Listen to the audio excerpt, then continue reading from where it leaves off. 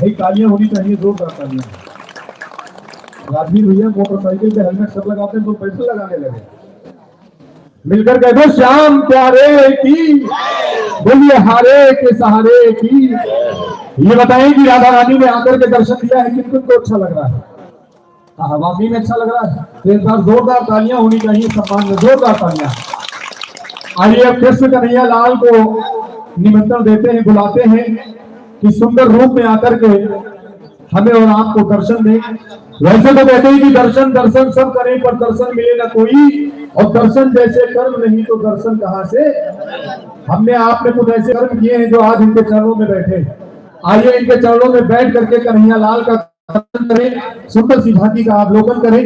आवाहन musical group and Jagran party की सुंदर सी प्रस्तुति, और उसके बाद श्रीधाम वृंदावन से चलकर आए हमारे महाराज श्री अमन कृष्ण।